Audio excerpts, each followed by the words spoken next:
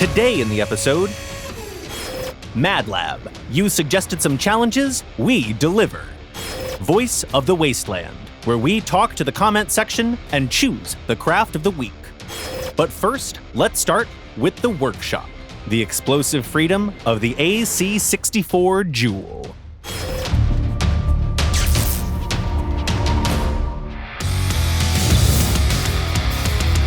Every survivor has a dream. Some people come to the wastes to prove their worth. Others seek vengeance. Alexander Cassidy wants one thing and one thing only: absolute freedom. To make this quest a bit easier, he, along with update 0.10.85, brought a very special gun with him, the AC64 Joule. Even after a single glance at the weapon, it's immediately apparent that the Joule was created for survivors that like to go fast. The faster you go, the longer you can keep on firing. At 80 kilometers per hour and higher, you get the maximum reduction to the heating rate of your weapon, 25%. A neat perk indeed. But it's not the only thing that the Joule brings to the table. It's also conveniently sized. It doesn't need too much energy, only 4 points, and has explosive ammo. Okay, that's it for the theory. Let's get building. We obviously have to get a fast cabin here. To be more precise, we need a cabin that allows us to get to 80 kilometers an hour and beyond, and also covers the weapon's weaknesses, or allows us to make the most of its strengths. We suggest that you should consider using Torero, as it makes the gun more accurate, or Harpy, as it boosts the explosion radius of our shells. When it comes to movement, use small tracks, hardened tracks, or wheels. We could also use hovers, but not today. Next up is additional equipment. A radiator or a cooler would fit the build nicely. Feel free to add an engine, a generator, and a radar of your choice. What else do we need? Yes. Don't forget to cover our freedom dispensers with at least some armor. There are a lot of different ways you can do that, but one of the most popular ones is to outfit the vehicle with different sized wheels in the front and in the back. This way your guns, even with lots of parts covering them, don't lose much of their elevation, which is a matter of life and death when you're assaulted by yet another raider trying to get you in melee range. It also pays to come up with some form of camouflage. Many survivors are so good at this that it might be really hard to see where their weapons are, or even assess the actual size of their vehicle at first glance. Okay, our little monster is ready. Let's go hunting.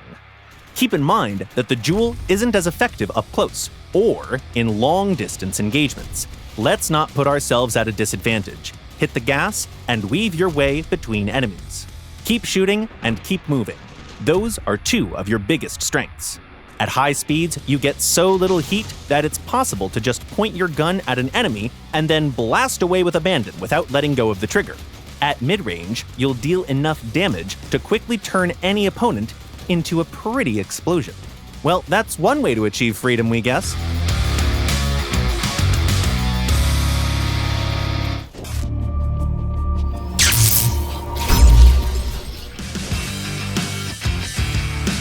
Do you remember that we asked you to give us some crazy ideas for the Mad Lab? Well, we didn't forget about that as well. Here we go. A survivor named Vlad Zabrashchenko suggested that we should make a 7,000 PS craft with the favorite cabin and Luparas. Okay. You asked, we delivered. Here's your 7,000 PS car. 3 Luparas, check. Favorite, check. We also fitted it with the PU-1 charge, the Cheetah engine, the Chameleon Mark II, the Shiver, and 2 seals. Then we just threw all sorts of parts we had lying around at it until it turned into something resembling a proper battle car. Let's test it in combat. As a proper shotgun build, we engage only when we are sure that the enemy is not expecting us to come. We prioritize shooting at their guns, then target their wheels. The good part is that our shotguns are so tiny that they're not that easy to hit, which means that we can often destroy the enemy's guns before they do the same to us. Naturally, this build is not without its flaws, let's put it that way.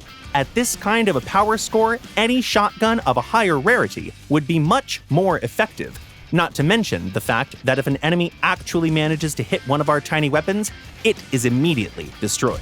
But all in all, this is a viable design. It can actually do damage. The second challenge for today was suggested by Captain Tuna. This survivor wants us to build a vehicle that can kill by simply driving into or onto a car with no weapons on it. This one can be tricky. Obviously, we could just take a good old Tusk, slap some boosters on it, and call it a day. But nah, we don't do the easy solutions here. This is what we created instead. Say hi to the dreaded monster of the wastes, the Hugger.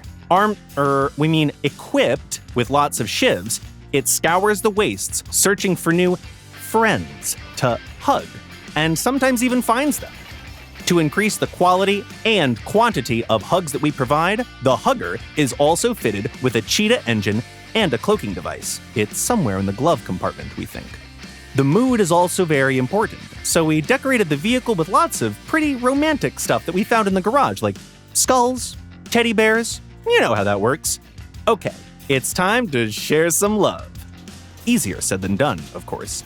The vehicle isn't that easy to drive, takes ages to accelerate, and other players don't really want to get hugged for some reason. But we still did it. We scored a few frags with no weapons at all. A quick reminder before we go to our commercial break, all the crafts we created for the episode are waiting for you at the exhibition. And yes, the Hugger is also there. Also, we really appreciate your ideas and challenges for the Mad Lab. Keep them coming. They told you there's nothing better than the Large Decorative Grill 1. They were wrong. We give you the Large Decorative Grill 2. Limited edition. Don't lose your chance to get one.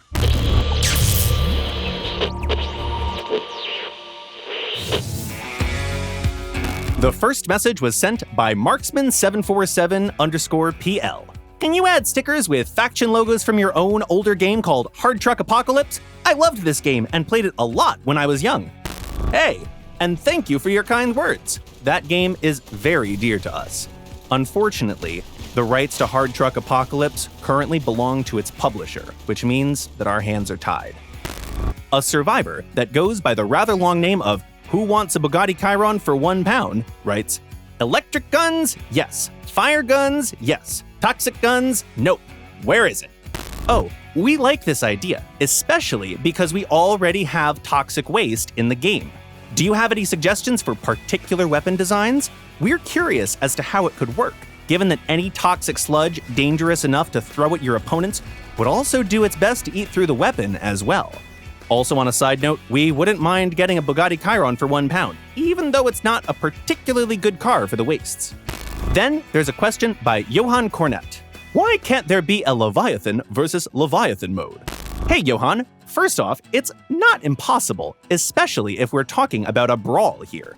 The team has a few concerns though. Leviathans are designed to operate on their own, and if they keep on doing that in this mode as well, how can we make that fun for players?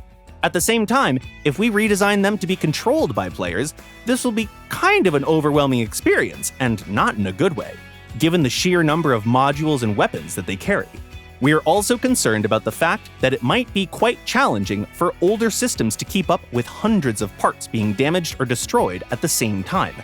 Anyways, once again, if you have any ideas as to how we can pull that off, feel free to share them with us.